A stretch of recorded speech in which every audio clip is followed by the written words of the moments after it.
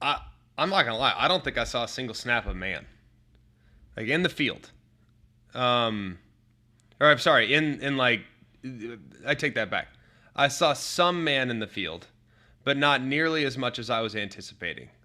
Probably saw, I don't know, 6 to 10 snaps of man coverage, like tops at most. That's in the field. In the red zone, as you got a little closer inside the 20, saw a little bit more man, but not as much. Um, I saw predominantly I saw predominantly cover three last week. I saw some quarters. I saw some quarter halves. I saw a little two man, which I think is circumstantial a little bit depending on down and distance. Usually, obvious passing downs, you got some two man, so there was some of that. So there was some man in the scheme last week, but it was not a heavy man run. I think you're going to see this week probably a little more man. If I were to guess, I would anticipate a little more two man this week. And I would hopefully see maybe a little bit more pressure this week because we did see pressure last week on third down. We saw very little on early down and distance. Very little. So on early down and distance, 1st and 10, really 1st and 10 more than anything else, saw almost no pressure. So we'll see if that decides to ramp up a little bit this week. Because on third down, you got some, you just didn't get much early down. Also, Michael Kirby tweets into the show, after being stationed in Hawaii, I would say Hawaii time is the best. I would get SEC football at 9 a.m. and the late game was over by 7:30. I could still enjoy a night out after the game was over. I will say that there are advantages to Pacific time. And yes, like Monday Night Football starting at 4:30 is pretty sweet, mainly because it's over before bedtime. But, different things that you deal with as far as those 9 a.m. starts. Sometimes you have things you need to get done during the day on a Saturday, and that makes it really tough because everything starts so early that you can't get anything done. But there are absolute advantages. In California, like me and my dad used to watch it every week. So the game would start at 4:30 or whatever, 5. I think it started at 5. Dad wouldn't always be home in time to watch kickoff, but I always watched kickoff. But after Monday Night Football is a show called Monday Night Live. And it was a caller-driven show, like Feinbaum-esque caller-driven show.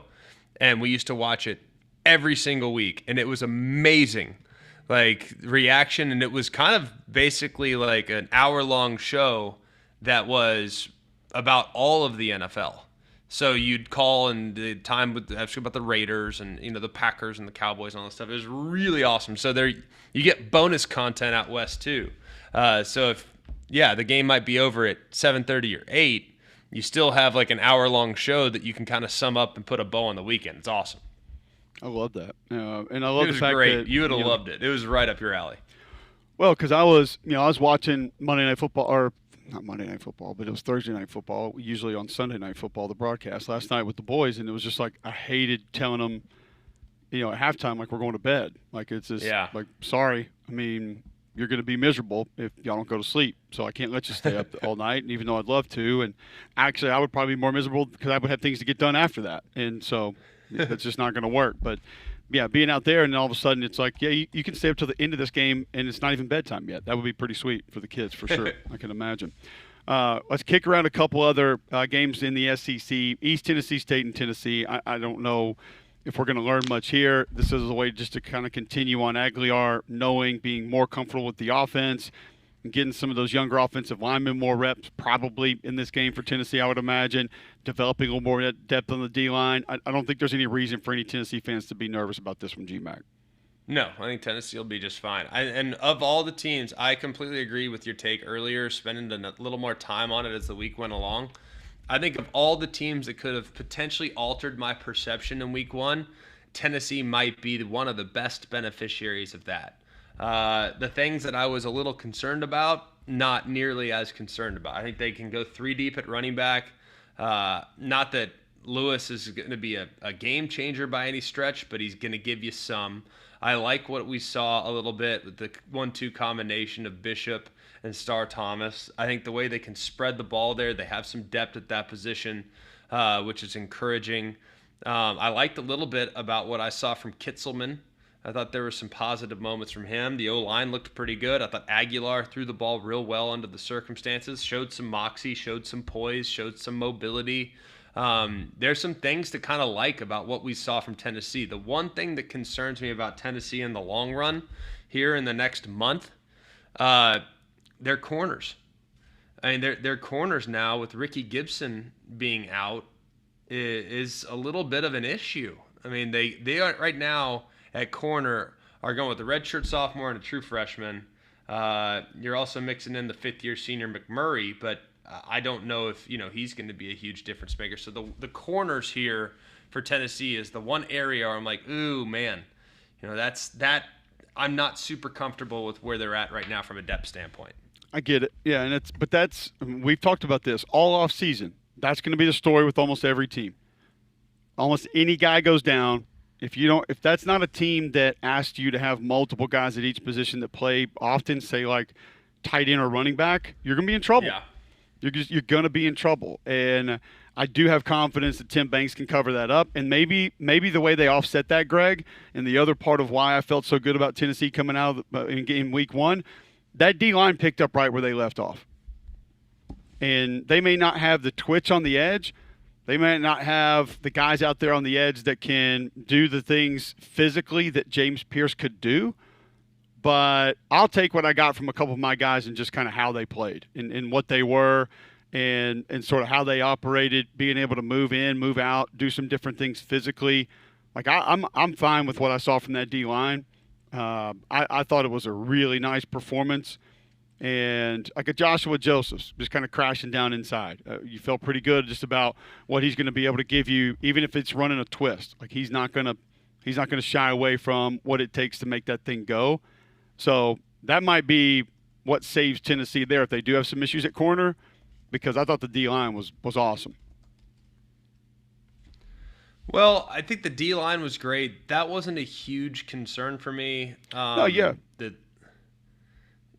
I thought they'd have an advantage there. I think with what you see though, man, I'm pretty encouraged with the cohesiveness. You referenced Pendleton at center. He's played a lot of football.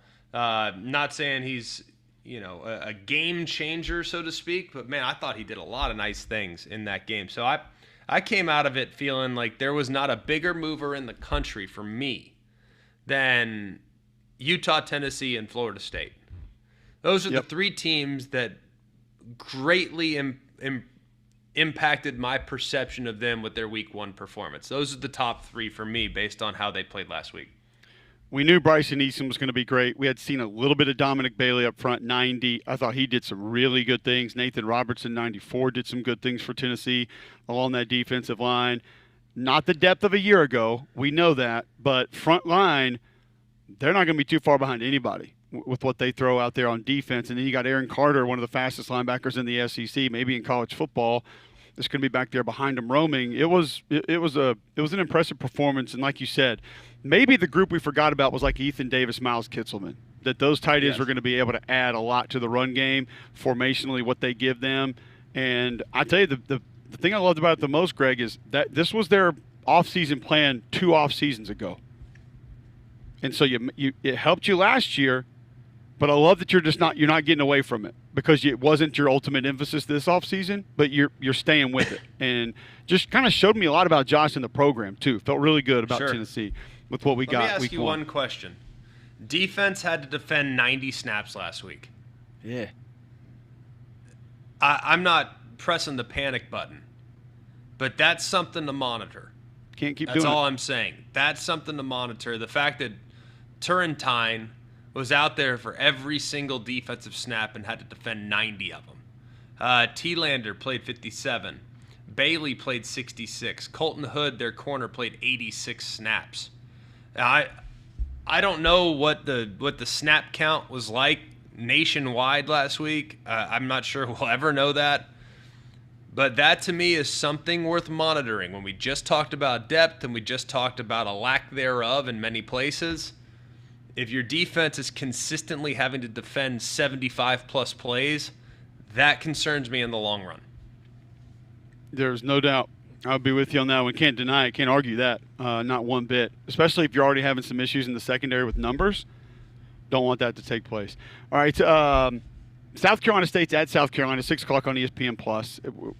Gamecocks just continue to get Nick Harbor going from a reception standpoint and work the offensive line, get some depth at running back going. As far as, by the way, you were talking earlier that you got crushed for whatever you said about one team that probably wasn't that big of a deal. South Carolina fans, welcome to the party, by the way, of caring about your team, because all the other things that I've said and we've said about you for years and no one's ever said anything, I put in my takeaway Sunday, Greg, improved ball security, and these South Carolina fans lost their minds. There ain't no fumble. We lose a fumble. What you talking about? Well, your quarterback did put it on the ground once when he got hit, and part of ball security is knowing where pressures are coming from to not take those hits. And then I would tell you this, it would make me beyond nervous the way Lenore Sellers holds the football moving around the pocket and eluding pressure. He's going to put it on the ground more. You can't keep doing that. And you can sit there and say he didn't drop it. That's fine. But, you can't Eric Dickerson the ball when you're moving around in the pocket in this conference. I'm sorry. I know you're a big, strong kid. I get it. And I love your game. But, when I watch him, he's got to be better at protecting the football or they're going to lose a lot more. And, by the way, you muffed a kick. So, and there was a bad snap. So, those are all ball security items to me. And they got to be cleaned up when you're playing better teams or you're not going to continue to win football games. I don't know if you saw it any differently. Yeah, my biggest issues with South Carolina is the fact that they're getting beat up front. And how I feel like if I just overload the protection to the right-hand side, I feel like Lenore Sellers will roll right into it. And that would be my concern. That was something he did a lot of last year. That was something that you got to be mindful of. I thought he took a lot of hits in this game. And I love Lenore Sellers. And he's 240 pounds and can handle the heat. But let's be real. I think Virginia Tech's okay. How good is Virginia Tech in your eyes, Cole? Okay, you can live to tell that tale in one game against Virginia Tech. Yeah, I when think you got they're Florida and Caleb Banks coming at you, I don't even think they're on the schedule. But just using that as an example, you got Texas A&M. Missouri's D-line will cause some problems. Kentucky's will cause some problems. You don't think LSU's front is going to be an issue? Oklahoma's front going to be an issue? A&M's front going to be an issue? When you look at South Carolina's schedule, and like I said, good win. Take the win. I thought Lenore threw it better in this game than he did at any point last year. So if we're talking accuracy, delivery, putting the ball where it needs to go, a lot to like. But tell me where Virginia Tech's defensive line will rank relative to the rest of their schedule. Let's go through it. Clemson, who you taking? Clemson. Virginia Tech or Clemson? Tigers. Texas A&M or Virginia Tech? Aggies. All right, here's one interesting. Ole Miss or Virginia Tech? I think once we get into it, by the time they play, I think that might be the answer to that might be Ole Miss because that's in November, right? Early November, late October. November 1st. And I think Ole Miss's best player, Xavier Harris up front, is a huge issue. They won't have an answer for him. Bama or Virginia Tech? Bama. Oklahoma or Virginia Tech? Oklahoma. LSU or Virginia Tech? LSU. Kentucky or Virginia Tech? I think with what Kentucky's become, they're pretty dang disruptive inside. They're not the big anchor down guys that they once were. I think they can cause some problems with the pass rush. All right? Who's the kid they had rushing off the edge every couple series? Was it 35 that was out there? Humphrey Grace. Yeah, I love that kid. Banged up. I love that kid. He will go right down the middle of you. He doesn't care. He just wants to bang his head against something. They got a couple guys that I think can go. Two? I think two is the other one out there on the edge. Well, Souls is their speed rusher. He's 35. You also have two. That's Green. Yes, he's good. Is he kind of the hard hat, heavy hand guy that's just I just want to dent your face mask pass rusher guy? That's got to be him too that I was watching. They have a couple of those. Well, it's Kentucky, yeah. So the twitchiest guy they've ever had, Josh Allen, was also a dude that was not afraid to run down the middle. You got 90, you got 2, you got 35. I think 60 on the interior is pretty sporty. Like, I'll take Kentucky over Virginia Tech. I don't Yeah. think that's going to surprise a whole lot of folks. I like Back what I to saw the from 2 original and point. 35. I'll take Virginia Tech's Twitch over Vandy's. Okay, Vandy will be there next week. So I counted 6 defensive lines that I think are far more disruptive than Virginia Tech's, and they got home a lot more than I'd like them to get home. So that's something to be mindful of if you're Virginia Tech. Is just exposure to hits by your quarterback because your offensive line can't stay in front of them. It's a great point.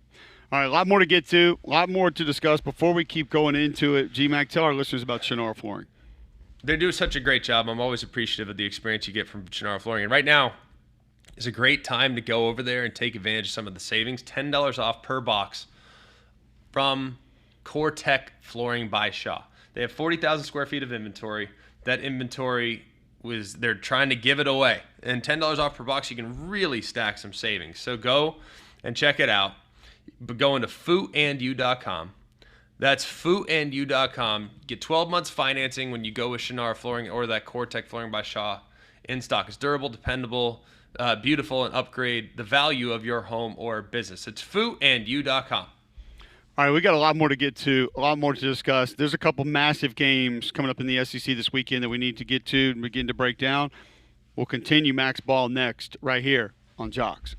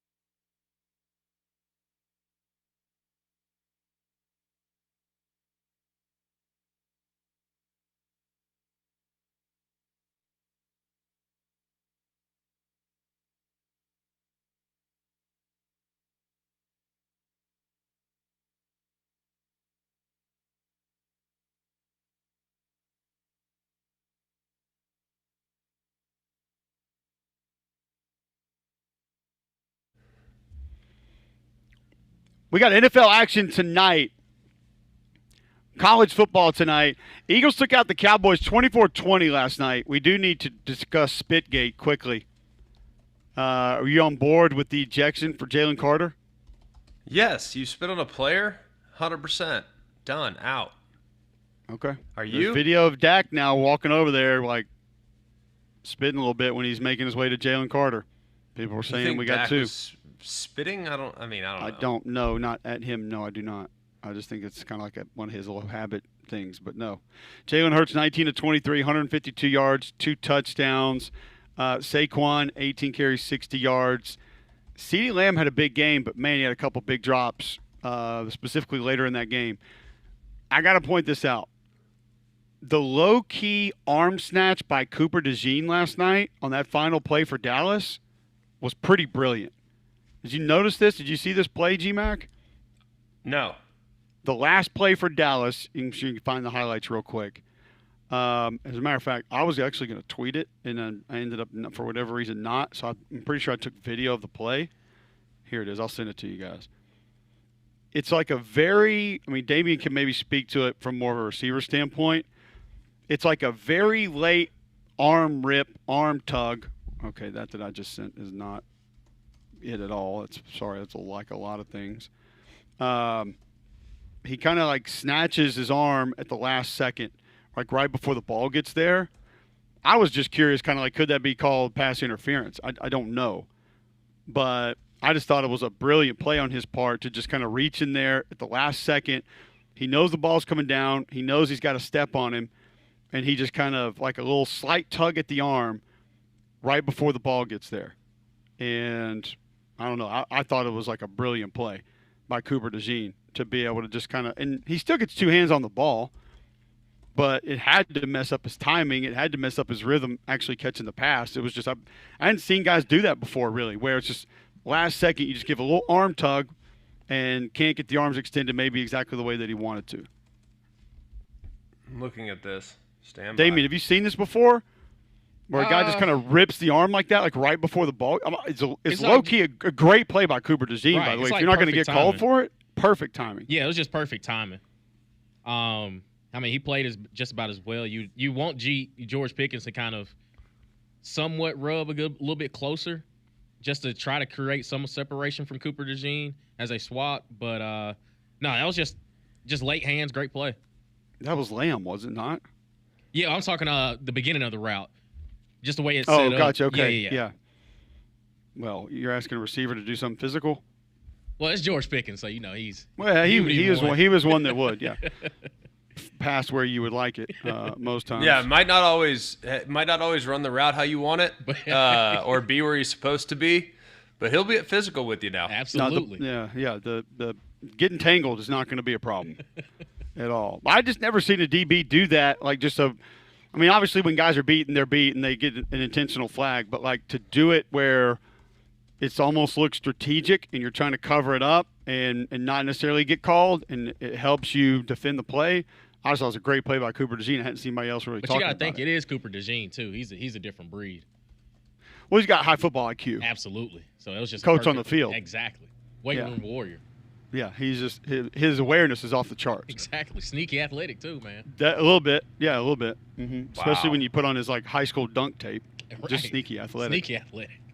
I will say the Riley Leonard high school dunk tape was sneaky. It's that one snuck up on me. I did not expect that. The Riley Leonard dunk to highlight tape in high school. If y'all hadn't seen that, go Google that. Dude was throwing them down. Like he might be in the NBA dunk contest next year with the guys they let in. Uh-oh. You never know. Greg, could you guys off the street? Could you dunk in high school? He's already said yes to this. He's told. Yes. Oh, my fault. I think he said he broke. I couldn't put my elbow on the rim, but I could dunk comfortably.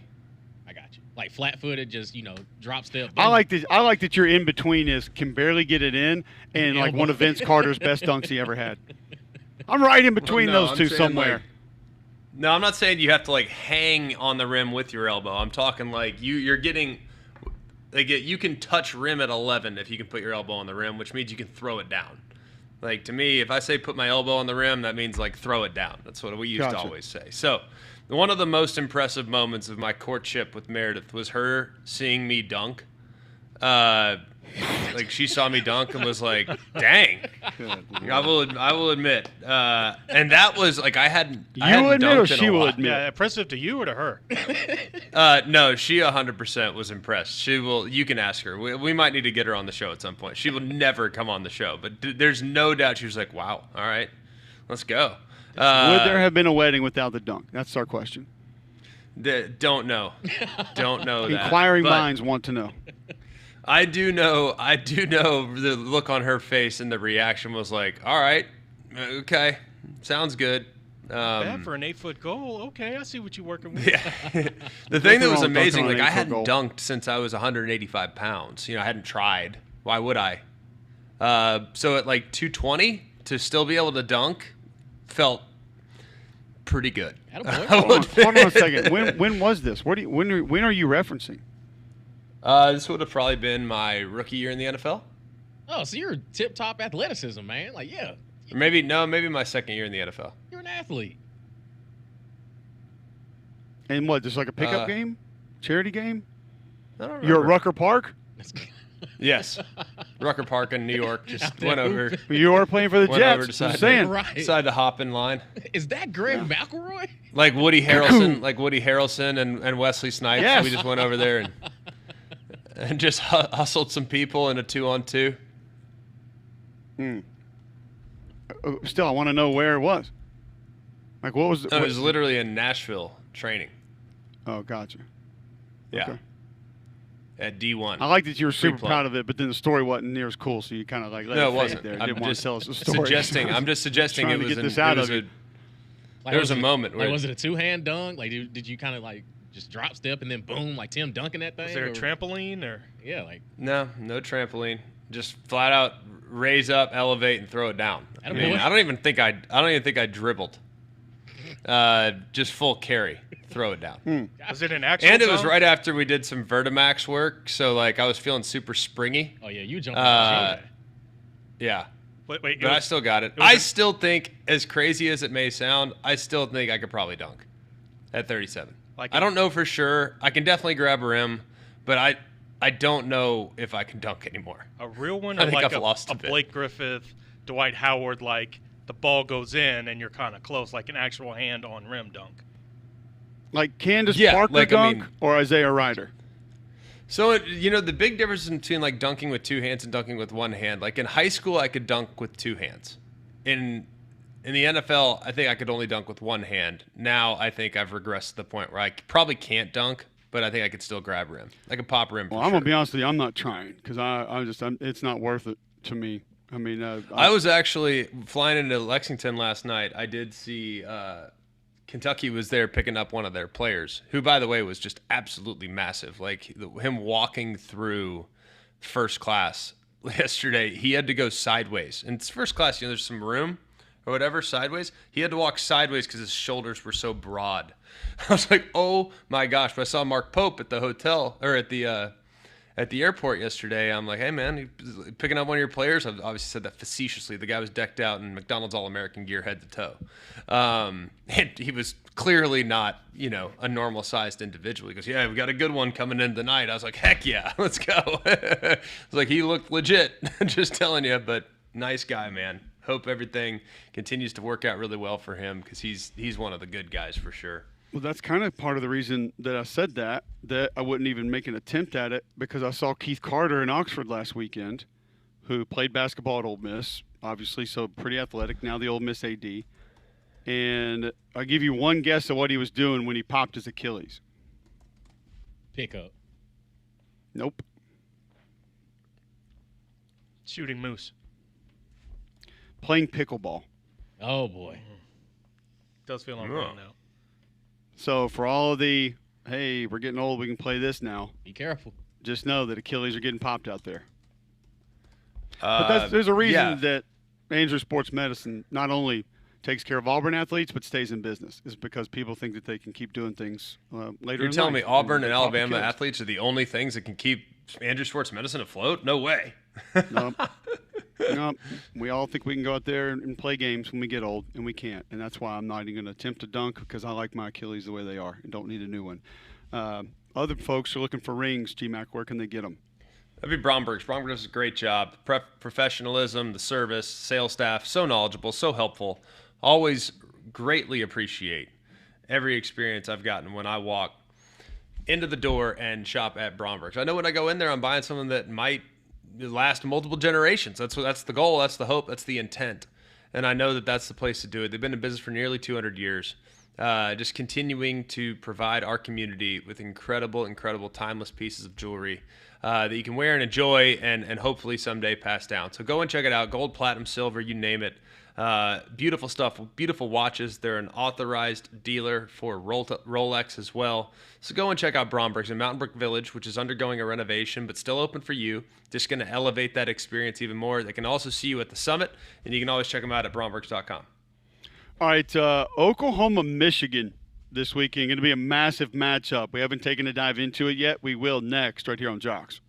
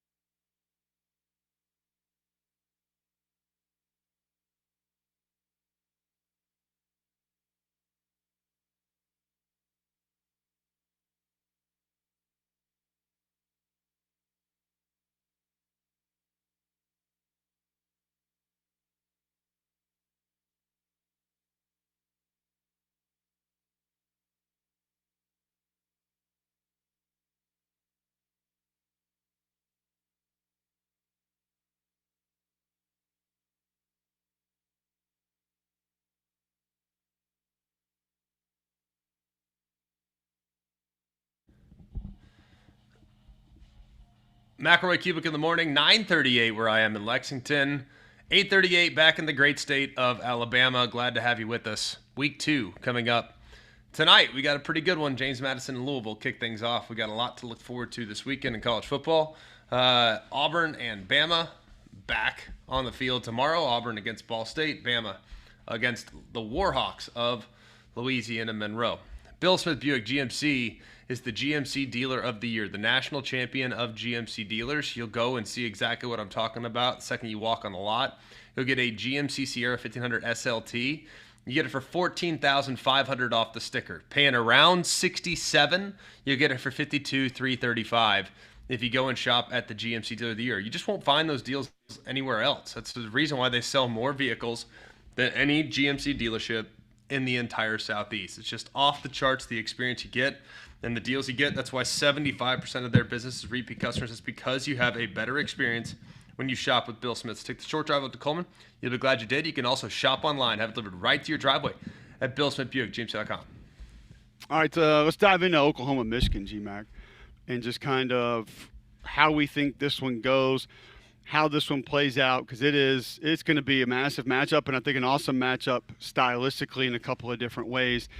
Michigan's offensive line week one, I'm not going to sit here and tell you that against New Mexico, I came away thinking, oh, yeah, Joe Moore Award again, or this may be one of the best units in the country. But they were fine. They were solid.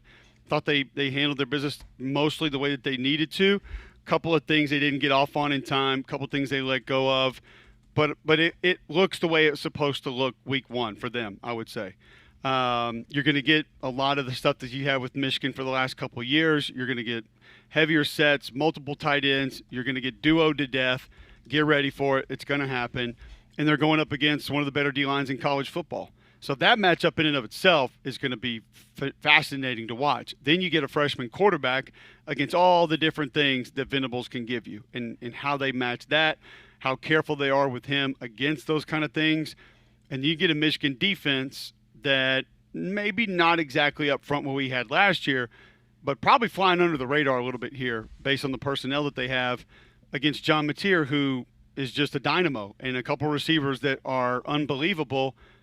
But a run game, Greg, that didn't really get going last week against a much more inferior opponent than what a lot of people have played. So I just think in a lot of different areas, this is going to be a fascinating game to watch, 6:30 on ABC. Yeah, and I think the big question mark I have with Oklahoma running the ball is we know they wanted to put on a show last week. I can live with that. I don't have any problems with that. Did they abandon the run because they can't? Or did they abandon the run because they wanted to get the passing game into a nice rhythm before this upcoming week? Because let's be real. They're only going to go as far as John Mateer takes them. Their greatest hope is for John Mateer. But if you look statistically last week, it was one of the more disappointing rushing performances in the entire country. Like if you look at some of the numbers, like it was not where you want them to be. Like I said, is it because they can't or because they didn't want to? That's what we have to find out this week. Because I can tell you who they're not going to run it against is Michigan. Yep. Like, I don't know if you see it that way. I don't see a scenario in which they go out and Jaden Ott gets 100 yards rushing. Well, hold on. We're going true freshman tackle in there too now? Well, it doesn't make me feel better about it. I'll just say that. That doesn't make – and I'm not even talking about physically holding up, but you're going to get 2-3 busts in this game. You just are. You get 2-3 things he doesn't see or he's not aware of that are going to happen. And then there's going to be times that his technique and fundamentals let him down. He has not had enough time to get those ready. He's going to be a little bit high. He's going to miss his hands. And Michigan has defenders that can take advantage of that. So prepare yourself for 6 to 8 letdowns with a true freshman tackle in the game. It's just going to happen. So there's nothing wrong with that as long as it's not those his letdowns fault. are not It's catastrophic. what it is. Yeah. Catastrophic letdowns are the problem. I can live with a bust or two, a whiff or two, an errant block. Those things I can live with. I cannot live with guy fanning, Mateer doesn't see it, takes a hit, sack, fumble, balls on the deck. And Mateer is not a guy that's necessarily known for remarkable ball security. So you are going against one of the better defensive lines in the country, one of the better edge presences in the country. Tell me how many teams right now you like better on the edge than Michigan. There's not many. Not a ton, no. I could probably give you a 2-3 max, but they're sporty out there. There's no doubt. They're unbelievable off the edge. Now, I think they're a lot more human on the interior. I mean, I don't think I need to convince people listening to this show that Damon Payne's not going to go in there and have 4 pressures against Mateer or 5 pressures against Mateer. Like, he's not winning inside. He's there to clog things up and stop the run. And I do think on the interior, they're very good against the run. The thing that would concern me, though, is the edges. I think the edges are where they're going to have to attack it. And I think if you can attack it off the edge, you're going to be in good shape. Because when I look at those interior guys last year, the get-off was ridiculous. This year's get-off, it's fine. It's fine. One thing I do think they do a decent job of is getting their hands up and making things a little bit dicey as far as throwing lanes are concerned. Mateer has not been a guy that has traditionally struggled with batted balls or vision problems, but I do think they can clog it up in the middle to kind of force him off his spot to affect his vision downfield. So that would be something I'd be monitoring as well. And part of it, too, is we're comparing this to Kenneth Grant and Mason Graham, which it was never going to be what it was last year. You just hope it doesn't completely fall off the face of the earth, and I don't think it's going to. I don't think it's that bad. But it's not what it was last year. There's no doubt about it. And everything that you were saying about the Michigan front, the Michigan edges specifically, what type of runs is Oklahoma going to try to live on? Inside zone? No, not if you watched them last week. That was all gap scheme, man. No, I think they need to run. I think they need to run more inside zone. But they were the biggest issue I saw with their run game last week were the pullers not being able to visually adjust. So not seeing when a backer flew up to the line of scrimmage, or when a guy got upfield, or when somebody jumped over a gap, or somebody squeezed down inside. Like, they just ran the same track on almost every play. You're not going to get guys blocked that way. And if you're trying to live on those runs in this game, and you're not visually prepared for where the defenders are going to be, and thinking they're going to be in the exact same place, first off, they're going to catch you right behind the center in the chest, and that's not going to end well for you. So I don't know about you. I just don't feel like they got any movement last week. Like, there's everything I watched in the run game, I wasn't so much paying attention to the specific run plays. I was more looking, do they move the actual and reestablish the line of scrimmage? Did they dent the defensive front? I didn't feel like there was any movement. I don't know if you saw it that way. No, there wasn't. And I think because of the movement they got on the other side of the ball, that was a big reason why. Speaking of movement, I want to get your thoughts on this one. For Oklahoma defensively, I think they need to calm down a little bit in this game.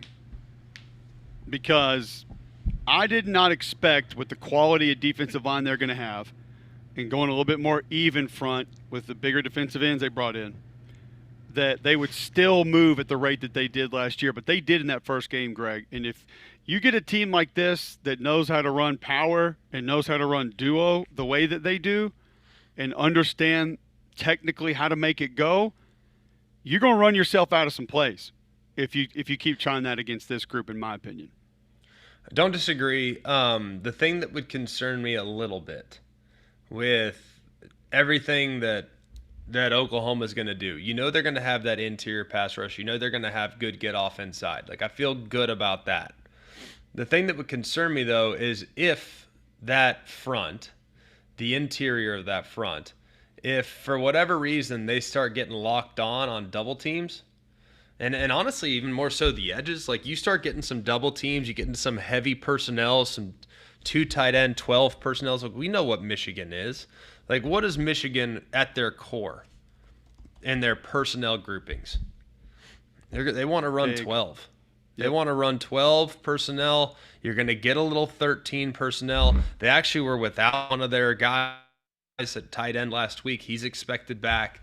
Like, you're going to get a lot of multiple tight ends on the field. And I tell you what, I was underwhelmed by a little bit in watching Michigan's defense, or watching Oklahoma's defense last year and this year. I don't think they hold up real well on the edges when you get tight ends and wing alignments.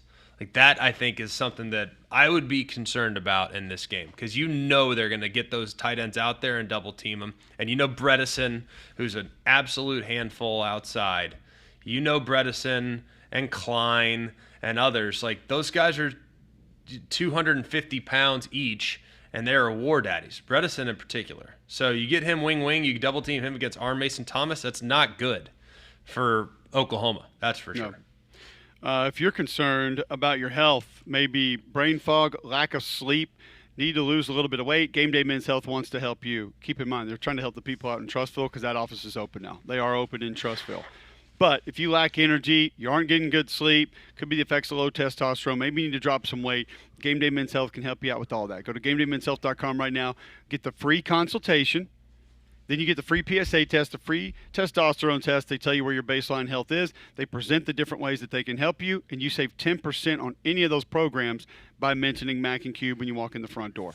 Low stress, locker room environment, holistic approach to health and wellness, minimal upfront costs from the programs they offer, and now open in Trustville. GameDayMen'sHealth.com. Go sign up for the free consultation today. All right, when we come back, couple other games in the SEC we need to mention, spend a little bit more time on. Then we go national right here on a Max Ball Friday. McElroy and Cubelic in the morning.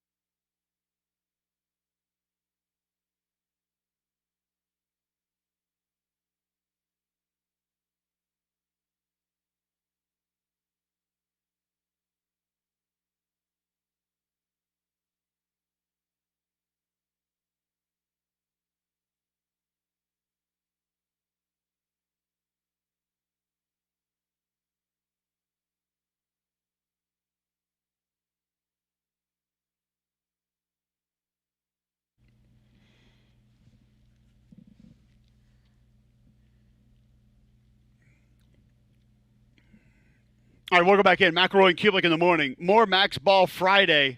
One more full hour of it after this on Jox 94.5. Don't forget, you can listen online, joxfm.com. App is in your app store, iPhone or Android. Watch live on YouTube every day. Search Jox 945. G-Mac, tell our listeners about ProLift. Well, ProLift garage doors is great. They come out, they get it taken care of. You hear ProLift, you think it's a brand. It's not. ProLift garage doors, they're a company that will work on all brands of garage doors. So it doesn't matter what kind of garage door opener you have, ProLift can come out and get it taken care of. They're a locally owned and operated, community-based company with 200-plus 5-star reviews. Mike has done a great job of making sure that there are no service call fees. You only pay for the work, not for the visit. So if you have unusual noises, slow response times, vibrations, shaking, call for a maintenance service today. They can do repair, replacement, or brand new installation. So go online to proliftdoors.com. That's proliftdoors.com. ProLift Garage Doors, lifting your expectations. 2:30 CBS Sports Network tomorrow, UAB at Navy. We talked about it a little bit earlier in the week with Coach Dill for GMAC. You got one of the best players in college football UAB going to have to face. Key has to be just slowing down Blake Horvath in that Navy offense. Has to be. I mean, he's a handful. He throws it better than you realize. They still have all the veer stuff that they've used in the past. So you're just basically preparing for two completely different offenses when you play against them. You got the traditional Navy veer, and then you have the traditional spread option, run option attack. Like that's a lot on a defense that's struggled in the past. So fingers crossed, things work out for them, but it's going to be a tough matchup. Also, 6 p.m. Alcorn State's at Alabama A&M. 6 p.m. tomorrow, ESPN Plus, Alabama State's at Southern. Central State is at Tuskegee. We're also going to get on the ACC network at 2:30, Troy at Clemson. I don't feel like we got your full thoughts on Cade Klubnik's game against LSU. A lot of people did not like what they saw. But what did you leave that Clemson film thinking about Klubnik in his first start this season? That he can't do it on his own. I mean, they got to take some of the pressure off of him. I mean, there were very few teams in the country that ran it worse than Clemson did last week. And while tons of credit should be given to LSU's defense, their starting running back had 5 carries. I mean, that's not going to be enough to kind of create some balance. And as a result, when they're in obvious passing situations and LSU can pin their ears back, like Cade Klubnik can't do it all on his own. I thought he saw some ghosts. I thought he was playing too fast. And I just don't think they helped him very much. So, yes, he'd shoulder some of the blame, but I think they got to help him a little more as well. And that's exactly what Crocker Moving Service can do for you if you're moving, help you. That's because they're locally owned by an Iraq War veteran, Eric Crocker. Crocker believes in hiring movers you can trust to complete full background checks and run drug tests on every single employee. These are good guys. You can trust them in your home. Whether you need your whole home packed to move, your company headquarters moved across country, or you just want them to come rearrange your living room, they got you covered. They also do deliveries for furniture that you purchase and need to get to your home. So call or visit them online today for a free quote. The website's crockermovingservice.com. That's crockermovingservice.com. Support your veterans by choosing Crocker Moving Service for your next move. Top 25 teams, rivalry games, maybe sneaky upset alert games. We'll discuss those and more. Max Ball Friday, Mac and Cube in the morning next.